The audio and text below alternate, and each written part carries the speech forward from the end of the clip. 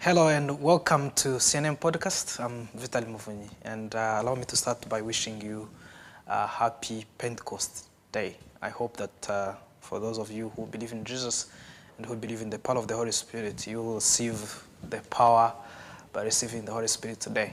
It's such a joy for me to host you again and to have another one conversation with you. Today is a special conversation. I'm going to be discussing a book, an interesting book. It's called Beyond Walls.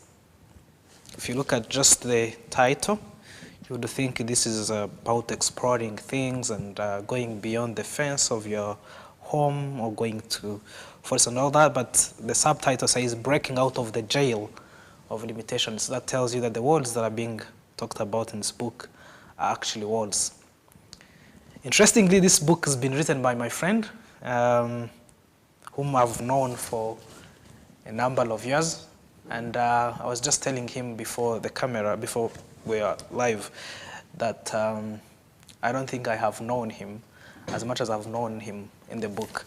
When you read this book, some of the things I discovered about him, I think I knew just a glimpse of through our everyday conversation, was how well learned he is, how he has read so many books. Was also what a great thinker he is. I loved the perspective. There are some verses that he quoted, verses that I have known for a long time that I've read some people write about, but the way he gets insights, the insights that he brings out of that verse are super interesting. I'll share some of them with you as we go on. Another thing that I saw was how a Pan-African he is, to be honest. You look at this book, you just think it's a self-help book, or if it's going to be, if it's going to benefit more than you, it's going to be about church because he's a Christian and he will write about church, definitely. But I didn't realize how he keeps, reading it, I realized how he keeps coming back to what we are as Africans, our conditions and how they can be improved.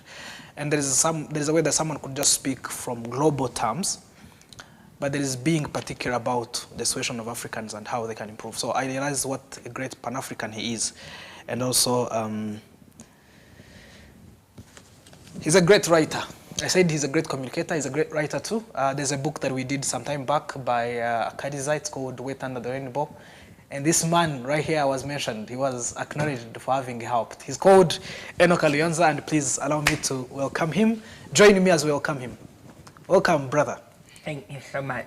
How are you doing?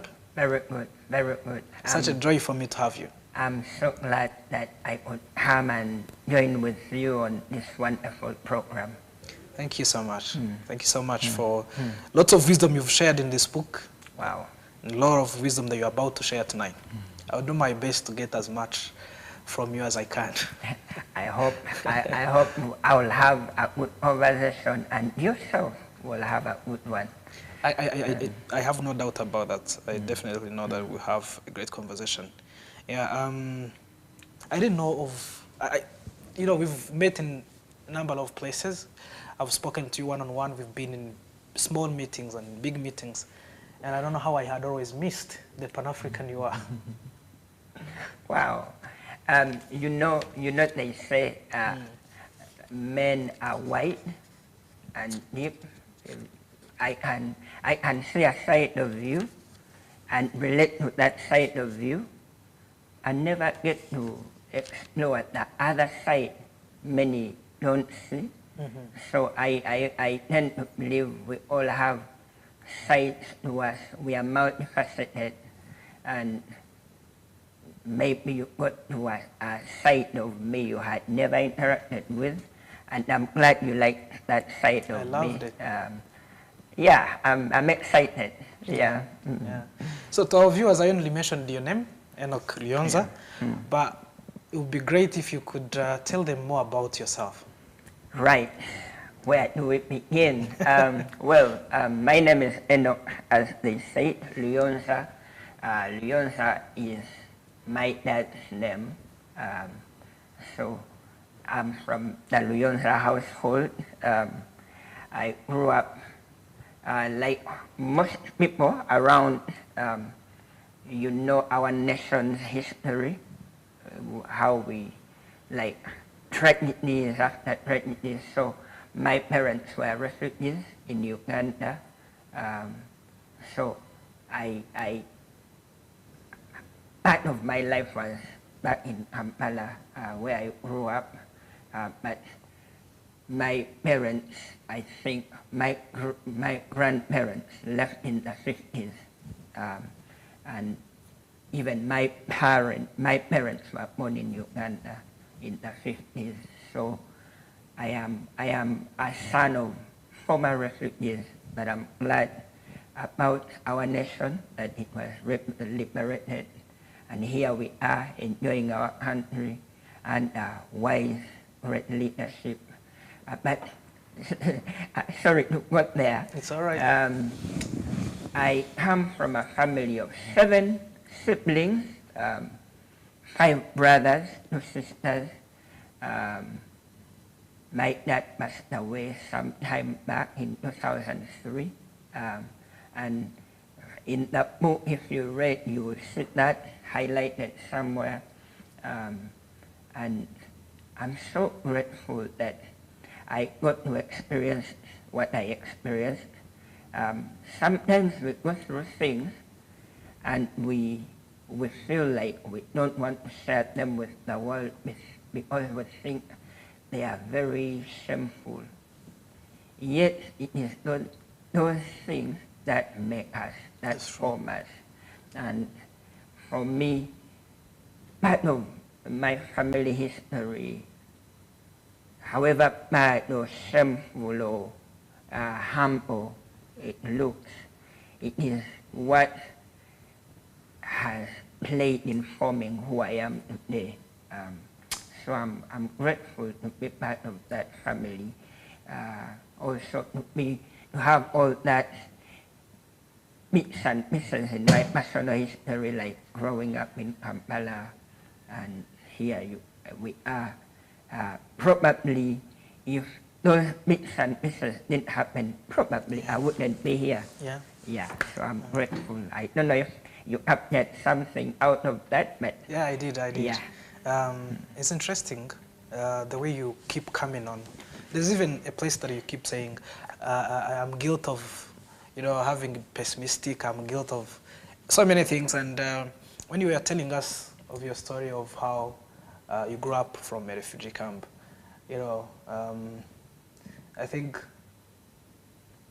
more than we realize, and I think it's a little hard to say this, but it's so much true in so many ways. With the tragedy of 1959 and how bad it is and how it has created hell for so many people, somehow I think Rwanda is coming from all these other places and coming back together after 1994 was sort of a blessing in disguise. Yeah. When you read your story, when you read the paragraph or paragraphs when you mention about your father's death,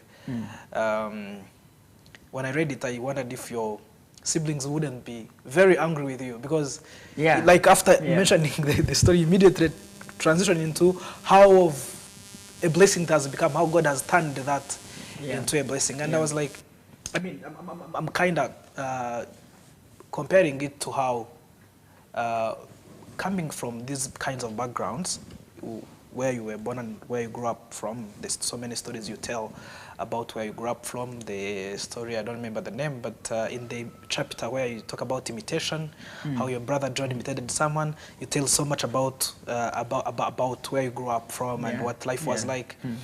And so when I sit with you, and last time I sat with another author, it's called Bruno. Not last time, like 2-3 weeks ago.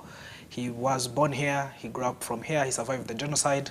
And then last 2 Sundays, I think, I also sat with Apostle Masasu. He grew up in Congo. And I think that history of ours, it's very rich for our nation. It's beautiful. I feel like it is those stories that shape who we are and even bring flavor to our communities. When you hear other people's upbringing, like there is a way you can relate to that, but also that diversity, that richness is what makes us interesting people to be around, do life with.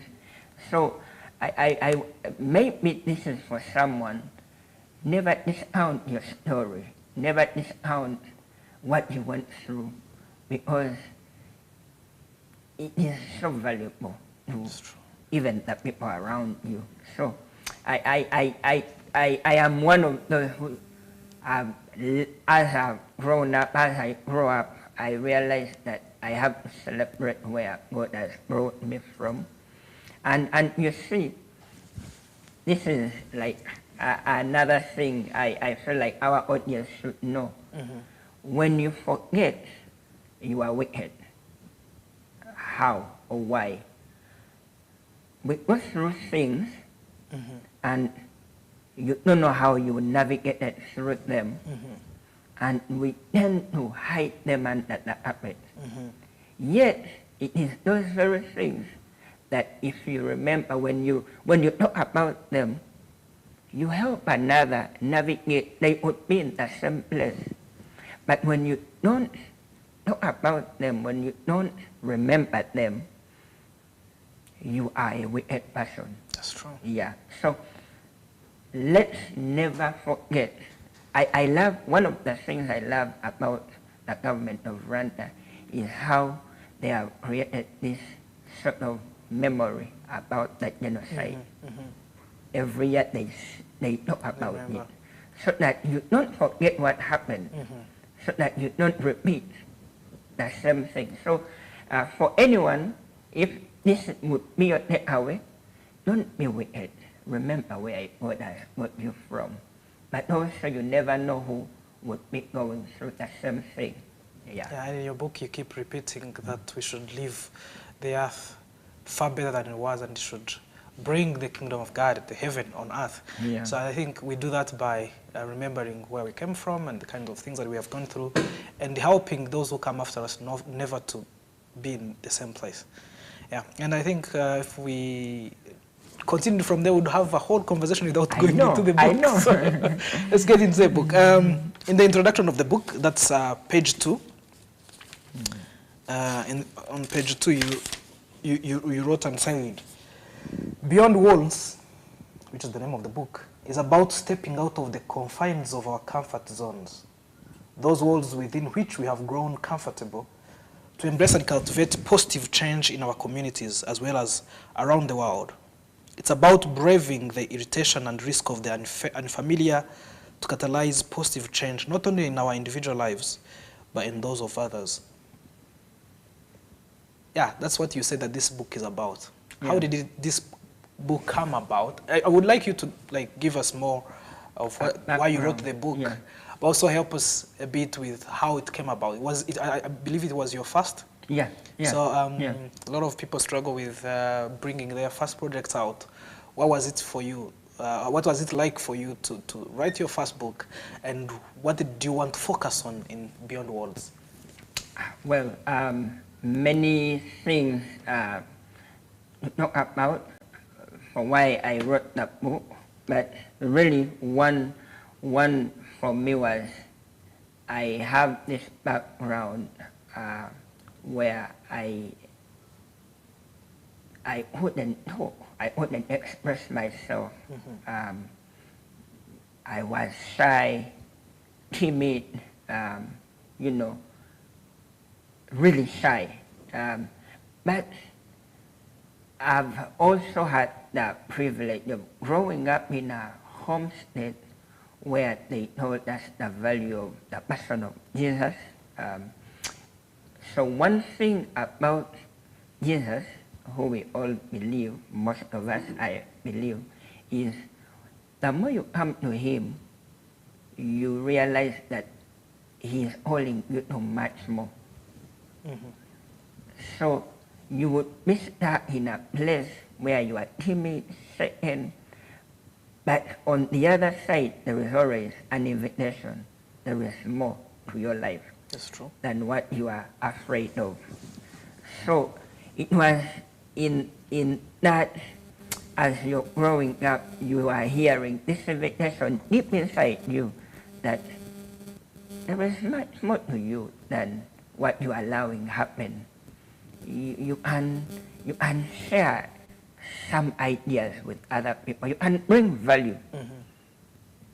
But the way to bring value for most people, it would be expressing yourself in public to talk. Now for me, that was a no-go. I wouldn't like really talk to people because of the way I spoke and the way I speak. So anyway, I remember while in high school, I began being exposed to writing because I didn't want to talk, but I had things inside me boiling. I would begin writing. So I remember at my high school, which went to Cornerstone, I would do the news for the school. So I would literally write on the blackboard. I had that corner where I report what is going on. And the student body, everyone enjoyed that part of. There was at Silly Boys in Ghana. Yes. Wow, I've been there and it was an amazing experience. So that community, I would gather news, information, and write on the board. And when I saw the reaction from the audience, from my community, it was fulfilling. It felt like I was bringing value. What I wouldn't express in speech, I would express in writing. And the emotion, you would see people happy. And that was, in a way, for me, fulfilling. So what I didn't know is that something was happening to me. I was learning to write in that process. And I began writing. Then fast forward, I leave high school and I come into contact with a man who is still my mentor and my pastor, Apostle Moses Moksa. I salute that man of God. So when I came in his space, it's evident that you've learned so much from him in this book. Yes. You can read this book and you know that these two people have been very close. So what I want to talk about, I actually want to talk about it in honor of him. When I came in his space, he had written at that time probably 2 or 3 books. Now seeing that and knowing where I was coming from, something spoke inside me. So you see, the thing is, transformation happens where there is a reference. That's right. Whenever we don't have a reference, you can't refer to anything. That's right. So transformation can't happen. So for me, the beautiful thing was there was an individual in my circle who had written, and he was showing me what was possible. And because of that, I began, and he began calling me higher. And so because there was a reference point in my environment, I began tinkering with writing. And here we are, many years later, I wrote the first book. I think that is how I actually got to sit down and begin writing the book. But the second point I really wrote is that I wanted to overcome my limits, which was speech. So for me, it was speech. I was like, I can't express myself. Then, okay, you can't. But yet, there was stuff inside me I could bring out. So how do we bring those out? And the alternative then for me was to begin writing down. And as I wrote, the book came out. Even as I'm talking about this, I'm hearing voices in my mind. I read a book by a gentleman, a Jewish rabbi, Daniel Lapin. It's called Thou Shalt Prosper. And in that book he writes and says that we all come in the world with a handicap, but also a blessing, like a thing Potential a a gift. potential, yeah. But the problem for many of us is we concentrate on the handicap, yeah. So you never see what you can actually do. You always see, oh, I'm limited. For you could be a lady and you think that is your handicap. Yeah. Or for me, a wall. So my wall was really split. But here is the funny thing. After writing that book, writing was a way of me running away from talking. But after writing that book, what has a sense of humor, I find that I now talk more.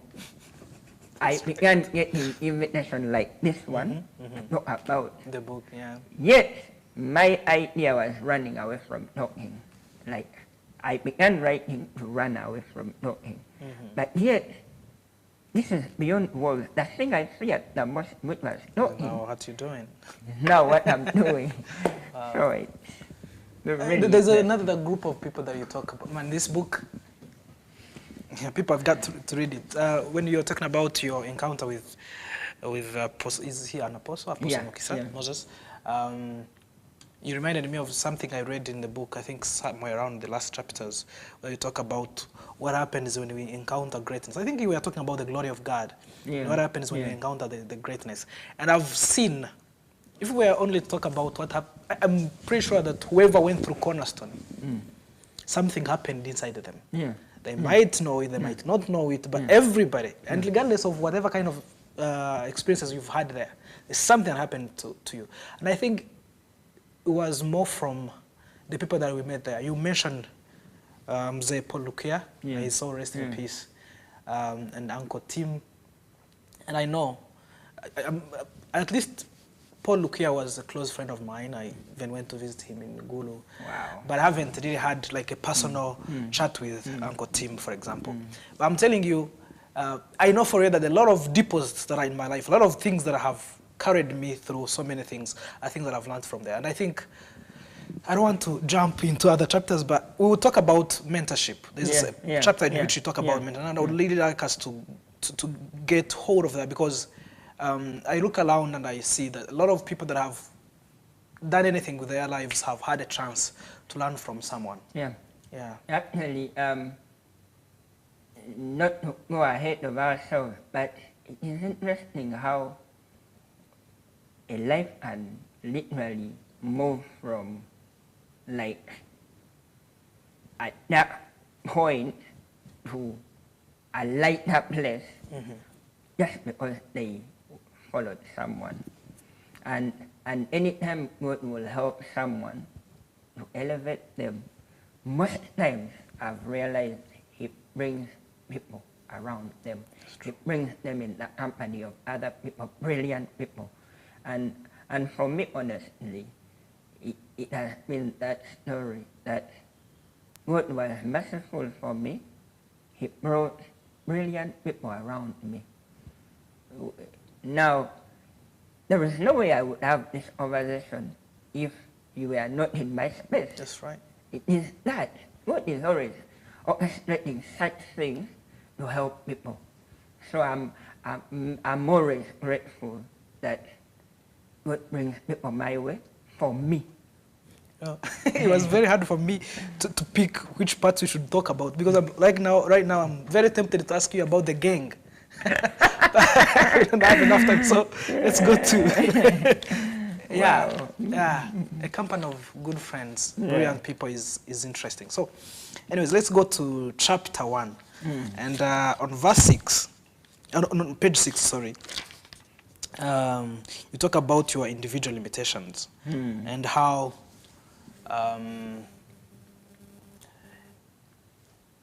they had like limited your life so much, but also how when you went to UK, a lot of things changed about your life. And I would like you to kind of share a bit about it with our viewers.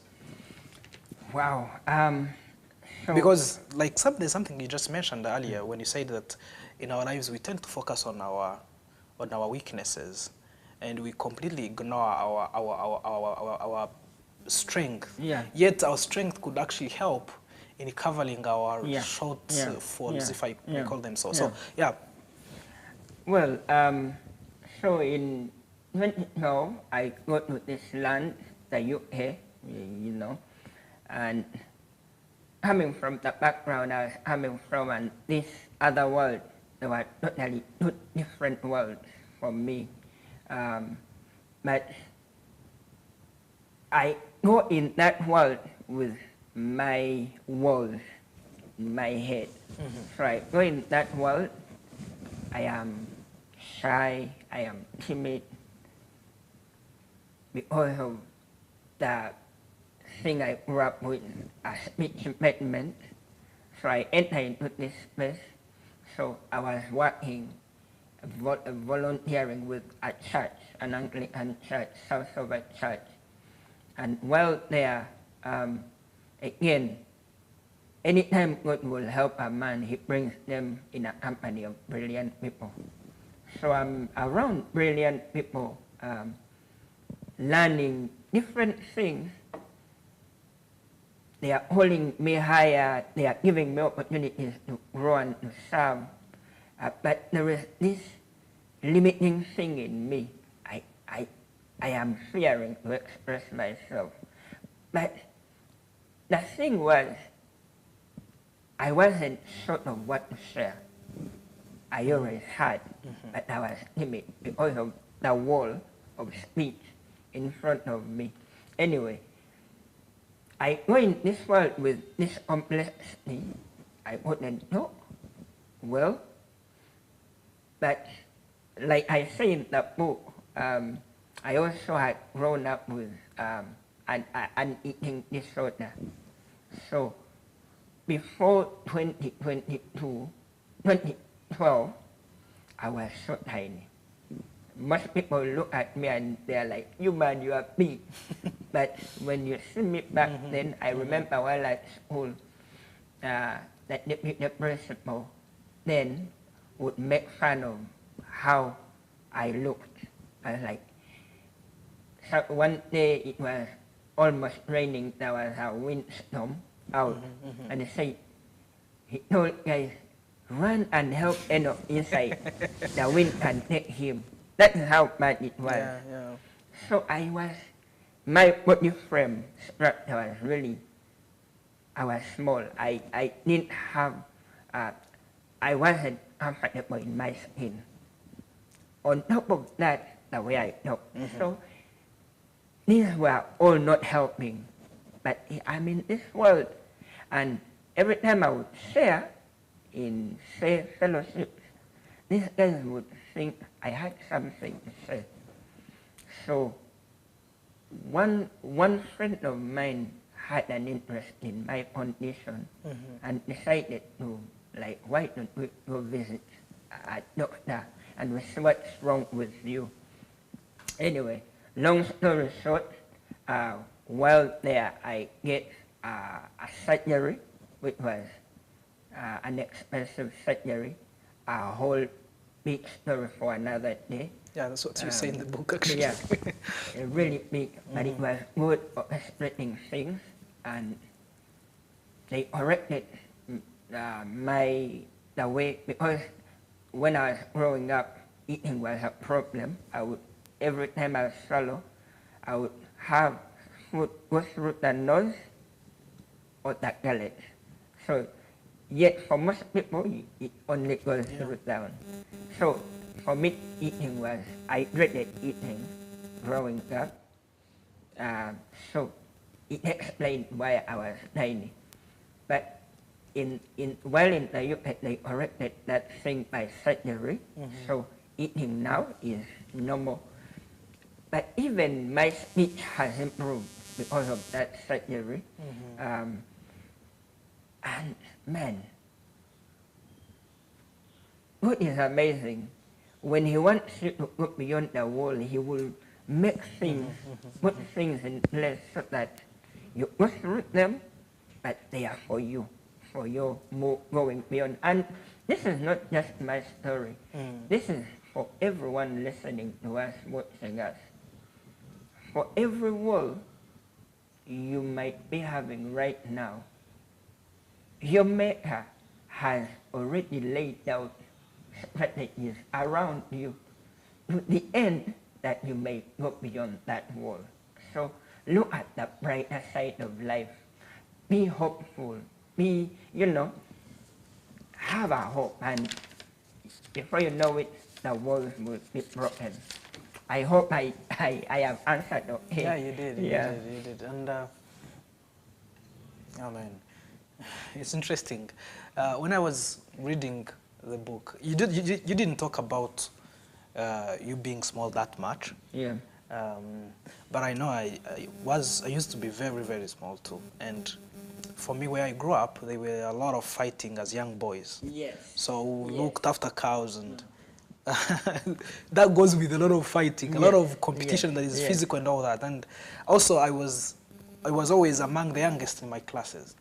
So my peers, whom were my classmates, were not a match for me. Sometimes I would be ashamed to go and fight with kids who are in previous classes that I've already left. So, and I remember how I realized that I didn't play any sports because of this. I realized that was consistent all my life, because I wouldn't play with my classmates. First of all, they were way older than me, but also they were like bigger than me. Yeah. And now that I've grown up, there are some sports that I've actually started to play recently. Wow. When I'm in my late 20s and Wow.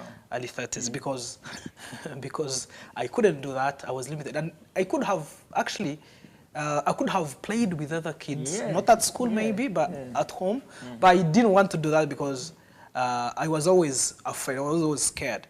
The book I told you that we did some 2 weeks ago on fear, and of which you also come back to in this book somehow.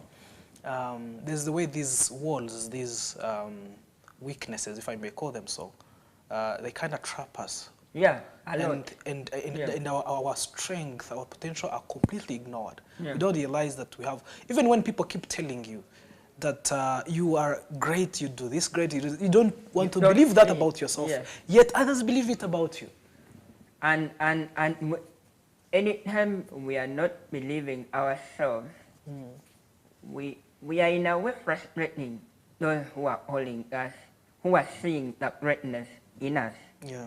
We are frustrating them, but also we are not moving into our, that thing that is already in us. When you hold what is out of me, but I don't recognize it, I am doing myself a disservice. That's true. And I'm frustrating you. That's very true. Yeah, because I'm not living up to what you are seeing inside me. And I think for everyone, we have to get to that place where you accept the walls, you say, okay, I have them, but also there is this reality, there is that world people are seeing out of me, and it is about time I personally hold it out. I hold it out, and that is when I think we begin to live. That's true. Otherwise, if we do not acknowledge and arrest those weaknesses, those mindsets happening in our mind, we would live but are not living. We would be like zombies. Yeah. Interesting. So I'll be moving you very, very quickly today because of time. There's something I didn't want to pick more than one lesson from each chapter. I wanted to pick just one thing from each chapter so that we use time effectively. But on chapter 1, I couldn't resist from asking you about the words of this professor, the Zimbabwean professor that you met at university in Mukono when you had visited your brother. And he said something that I found very, very interesting. And you also say that it has really been very instrumental in your life. Yeah. He said that life was a series of arrivals and departures. So for ordinary people like ourselves, what do you mean by that, and how has it impacted your life? Wow. So I visit my brother at the university, and on that Sunday morning he invites me to go with him at that chapel. and there is this visiting By professor. which brother of yours is that? Because you mentioned all your brothers in this book. Yes, actually, that is my older brother, John. I think he's your favorite. Yeah. I've met Joshua, but I hope he doesn't get jealousy. I think John, the way you talk about John in this book, is your favorite. I think we need a lot of, also being my older brother, he showed me many things, so that I find it like natural to just have him in stories. But anyway, I went to his university to visit him, and there was this man, and he was talking about arrivals. Life is a series of arrivals and departures. And what does that mean? So, unfolding that as I was talking, it later makes sense when I begin seeing this statement play out in my life. So series are really, arrivals are really things you arrive at, or life brings you into. And the partners, as I talk in the book, they would be bitter or sweet. And for me, I've had a series of bitter and sweet. And in the book, I highlight one of the bitter departures, the incidents of my dad passing when we were young in a big city. Our dad was the big breadwinner. We are many in a city. Like my mom can barely, bring all of us to survive. So we really didn't know where the next meal was coming from. But that departure of my dad became significant in my life in a way of what would come next, which would be arrivals of a certain opportunity. I tend to believe maybe that we wouldn't have met if that departure of my dad never happened. Probably I wouldn't have gone through the leadership academy. So life is really a series of arrivals and departures. There are great things that come our way, and there are bad things. But all those, the Bible says they work together for our good. That's right. Yeah. And I in the little I could talk about is really that, is you will always have certain departures, meet our sweet and arrivals. We are holding in our hands a book I arrived at by, seeing other individuals write. It was an arrival for me. It was a series of arrival to arrive at producing this book. piece. Yeah. And so every one of us, we have different series of arrivals and departures. And that is that tension we are always in. For me, I loved it because, like you said, it simplifies my life to know that whatever I am losing, if I may call it losing, or whatever is departing from my life, is meant to be. It's life. Life is supposed to be like that. And whether it's sweet or bitter, it's still part of life. But also the hope that comes from knowing that if the things that I'm departing from, there are also others that are coming in. Am I open-minded enough to see the things that are coming in my life? So, and I think as people read, because here we're just mentioning a few things, but when people read, they discover much more in the book. So I'll go to chapter 2, Living with Intention. The one we're talking about is chapter 1, which is called Trapped by Limitation. So chapter 2, on page 21, there's something that you said that is interesting. Man, it was crazy. In fact, you keep quoting Andrew Womack with this. I realized that you quoted it even after that. Like you quoted it in another couple places of what Andrew Womack said. He said, to do what Jesus did, you have to do what Jesus did. So, like, you have to read the statement twice for you to understand, to do what Jesus did. You have to do what Jesus did. But then later on you said, we as Christians tend to admire what some men and women of God have done. We desire to walk in similar or even greater path, but we fail to attach the price that these men and women have to pay for the great deeds they accomplish. I would like you to tell us about the cost of success, the cost of doing great things. Because like you said in the book, I think we always miss it. Yeah. We want to be like the people that we admire, but we don't want to pay the price that they have paid. So like that statement and Roma says, to do what Jesus did, you have to do what Jesus did. So most people would read about, say, the miracle of Jesus, say the feeding of the 5,000, and like, one day I want to feed the 5,000. But what you don't know, there was a thing he did in the private. The scripture says, he would rise up early in the morning before dawn and pray to the Father.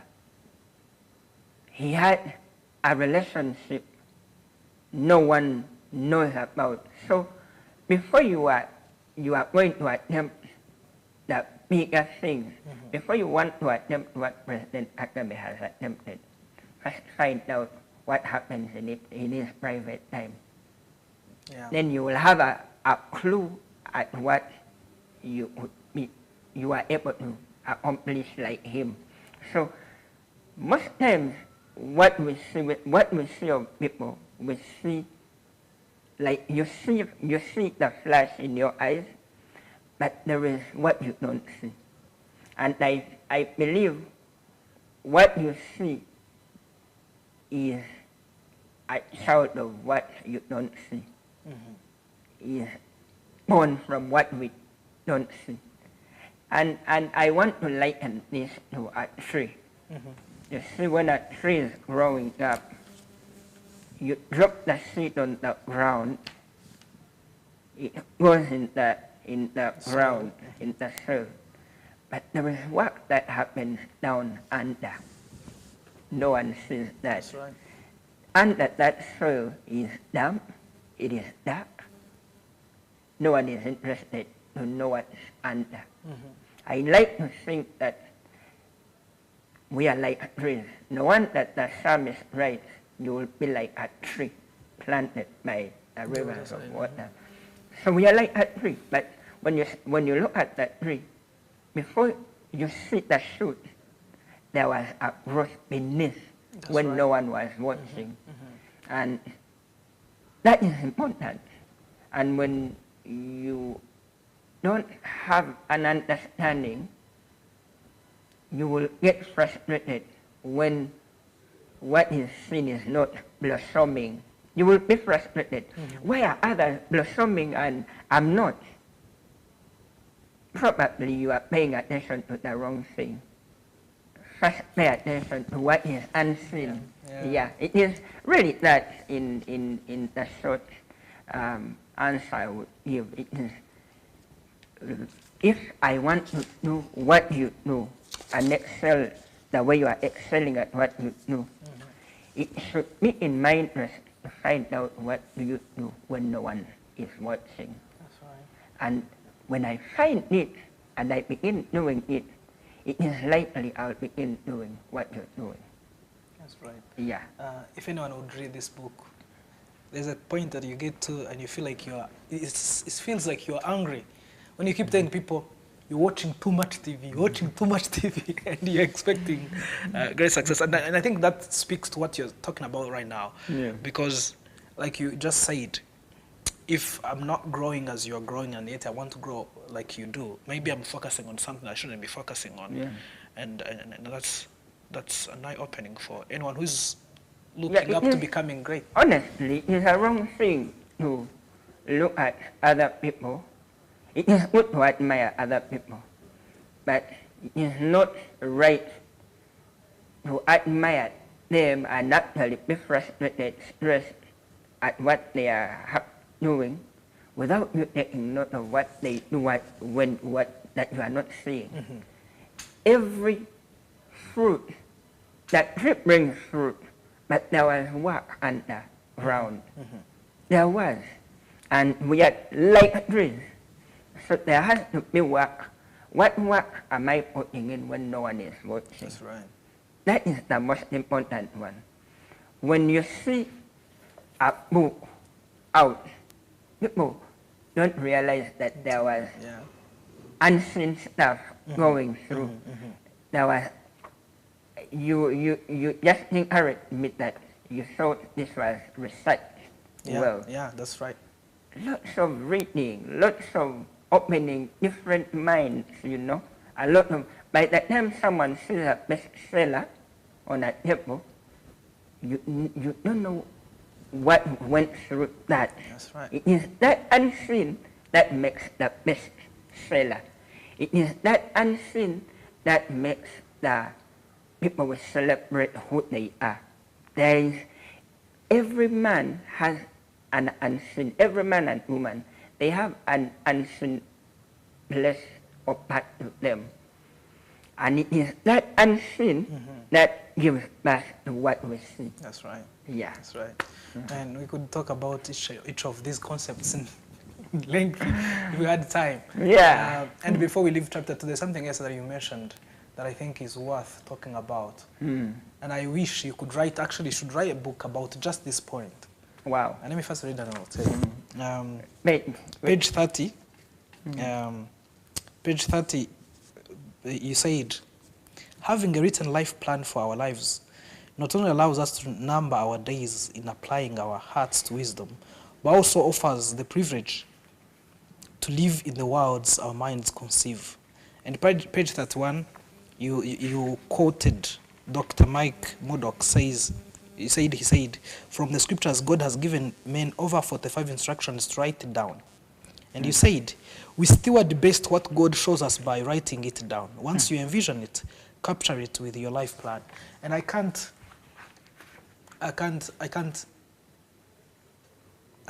express how much you talk about having a well-written life plan in this book.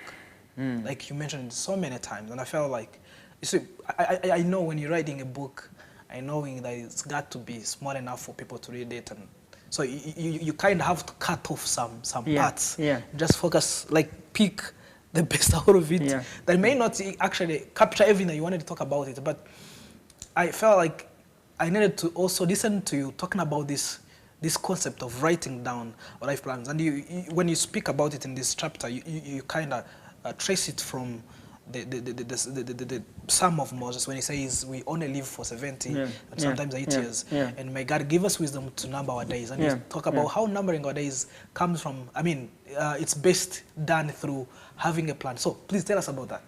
Wow. Interesting. So after writing this book, I began having this conviction that at least everyone should write a book. And when you writing, I believe, would be one of the guarantees that would outlive you. That's right. A guarantee after your death. Like, I believe there may be two things that would outlive you. Making lots of wealth, but even wealth flies. That's right. You can be a billionaire in one generation, 2 generations after you, it is gone. But I think writing has stood the test of time, so it is a good thing. So I have this conviction that everyone in their lifetime should write a book. And one, now this is, me trying to answer your question, but I've deviated. I hope you don't mind. I don't mind. One is you are living for people you will never see. And if you have an element of God in you, which I believe everyone has because we are created after His image, you have to live for a people you will never see. So this thing can be here for 500 years. That's right. Yeah. So the same is true for you, for me. And in the Holy Book, you see a good man leaves an inheritance for his children. There is this thing I believe that in all the experiences you've gone through, say about life in general or about relationships, if we zero it down to relationships, if you wrote, say, a letter to your baby girl who will come at a certain time, and you said this is how you live to find the right man. Because you have an experience. Yeah. When your baby girl is a teenager and you hand her a 32-page, for example, booklet of how to find the right man, out of your experience would have been maybe 20 years. When you hand her that book, you're handing her 20 years worth of experience. Just one in small yeah, a booklet booklet, yeah. In a big size, you know, it is a handful, a mouthful. When that little girl sits on that booklet and takes in that, she's taking in 20 years worth of wisdom. That's right. She's taking in that in a moment. It would be in one day, it would be in 1 week. So what you're doing, you're buying her 20 years. She would have spent in pain. In one moment of sitting down and reading through it, she has taken in an inheritance. So really, what is inheritance really? I don't know where you get. I didn't know where you're heading. No, it makes perfect sense. What really is happening? Inheritance is really buying time for people. Yeah. When you hand someone a book, it took me 7 years to write this. When someone sits, you have told me you've gone through it a week. You are taking in stuff. 7 years. Yeah, honestly. Yeah. But we are talking about your little girl. 20 years worth of experience in a moment. Now, she will be better off than one who didn't have the opportunity. The ones that our friends in the Western world are beating us, they are always receiving inheritance. That's right. We are not. And they are Going going further. And really, the same is also true. There are convictions God has given us to put down in writing. And when we don't write them down, we rob a generation. So, what that means... We literally rob them. Yeah. What that means, us and robbers, they're not different. When you don't document your convictions, you have become a generational thief. That's crazy. Yeah. And I'm strongly, because like Mike Maddox says, God has given men over 45 instructions to write down. If we are not writing down, it means we are robbing generations. And we become generational robbers. And that should stop. I believe that should stop. And I like to thank you for creating a platform like this, because we are addressing stuff like that, that not generational robbery, and end generational robbery. Right. So we need to begin writing down. And it would start by documenting a life plan. Before you go into a life plan, I just want to make this emphasis. I don't remember who I was talking to recently, and we're saying, you look at Rwanda, you could easily say it was just born recently. Yeah. It was born in 1994. Yeah.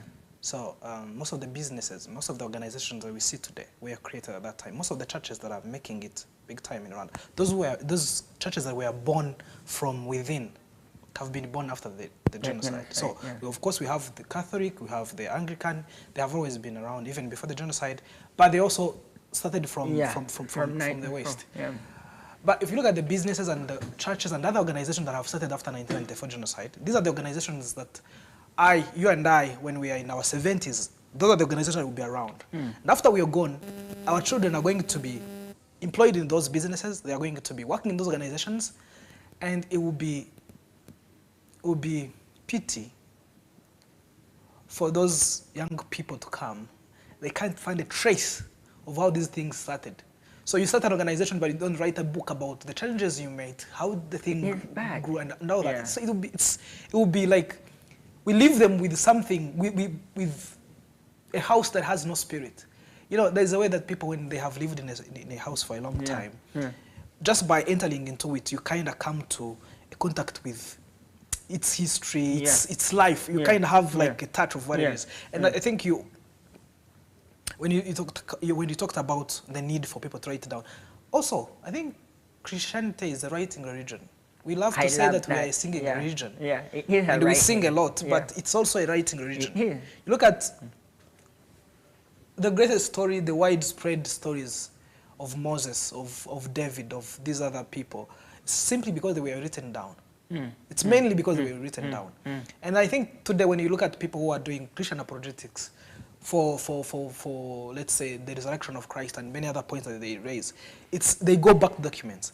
So it's important to write down our convictions, especially for our future generations, not just my children, by the way, but other children who would like to know what it was like to have a talk show in 2025. Exactly. Like, so you know, I agree with you. But also, but you can go first. Sorry for jumping in, and you see, it is a bad thing. Every time we don't write, we give permission to people who do not know us to continue to tell our stories, and we are frustrated when they tell the wrong story. Yet we all the time have the opportunity to tell our story. But I don't know. Are we lazy? I don't know what mindset is governing us, because you find richness, a lot of richness in our culture, in even just talking about this example you brought of a TV show, how it was done in your time. You find that we do not document, we are not non-documenting people, and it is working against us. But I believe it is about time we change that narrative, and especially, like you said, as a believer, you are part of our writing community heritage. Yeah, that's right. We cannot relegate that heritage to the people outside us, like from the West, to keep telling our stories. I believe it is high time as Rwandans, as Africans, begin telling our stories, begin documenting our convictions, begin, telling our family heritage, roots. We don't, like, honestly for me, I don't know 2 generations away who my great-grandparent was. And I should know. You should, I should know what happened to him, what did he accomplish, what were his challenges,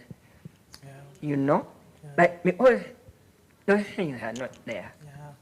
And I want to challenge our viewers, people watching, maybe would start by you documenting your processes in that thing you passed.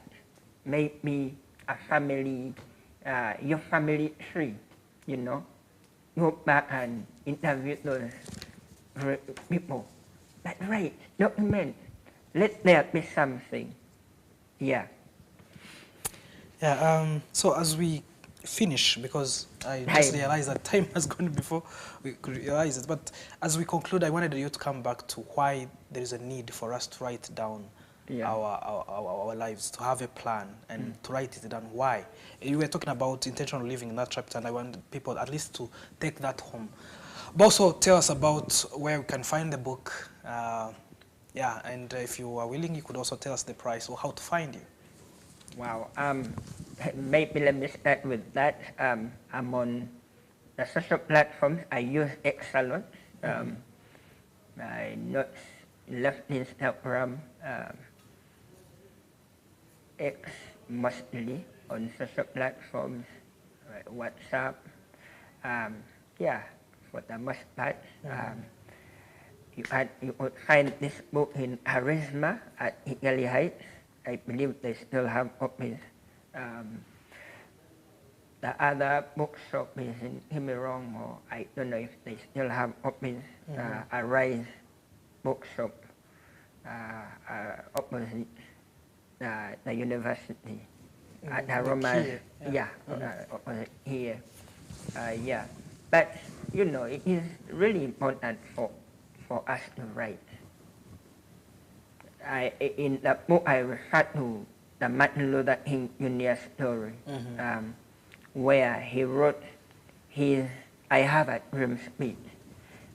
That speech was written over 40 years ago, coming to 50 years ago. That's right. Yeah, but when he was writing that speech, I like to believe he saw Barack Obama as he was putting it down. That's right. And the I Have a Dream speech in 2008 became alive when Barack Obama president became the president. But it was a dream a man had 40, 50 years back that gave rise to a thing in reality. We cannot afford to discount the things God placed in our hearts by ignoring them. Most of my books are sometimes ideas I get from reading a thing, and when I share it, people are like, how did you come up with that? But it was an idea that I wrote down, and I began working on it. And an instance, my new project is about, I was reading the Bible recently, and I came across a statement which caught my attention. Jesus was saying to, I think, Pharisees, have you not read? So it is interesting. Yeah. Jesus expects us to read. Yeah. Have you not read? I told that guy, Jesus had read the whole 5 books of the law. And he was reasoning with the doctors of the law. So he was a well-read guy. So I read that thing, and this would be a good book to write. So it is my new project. I've announced that, and you know, it is good for us to begin reading. Yeah. I'm sad that we didn't get to talk about competence and character. I'm sad that we didn't get to talk about understanding, the chapter they call understanding, and also what you talk about reading. There's a page, that's what you said on page 68. We didn't get a chance to talk about mentorship. And, I mean, there's a lot that we could have covered today, but I think time is not on our side. Yeah. And you'll allow me to close from here. But if we should do part 2 of this book. I don't believe that we did justice to this book. It would be awesome for us, at least. Maybe next time we will try to go through it first as much as we can. But I just want to thank you, man. You know, there's none of what I said earlier to you before the camera and even during the interview that I was exaggerating about. I believe there's too much wisdom in this book. Wow. And I've read a number of books by local authors, but this one is rich in its own way. Wow. Like, seriously. So just want to say thank you for writing this book and for coming over tonight. God bless you. Thank you so much. I hope to see you very soon. And I want to thank our viewers for always tuning in and for watching us. It's such a joy for us to share with you the wisdom, the knowledge, the insights that come from the guests that we always invite. And we can't wait to have you next time. Again, this is CNM Podcast. It's a podcast that is organized by Christ for the Nations Ministries. And I'm Muvunyi, your proud host. See you next Sunday. God bless you.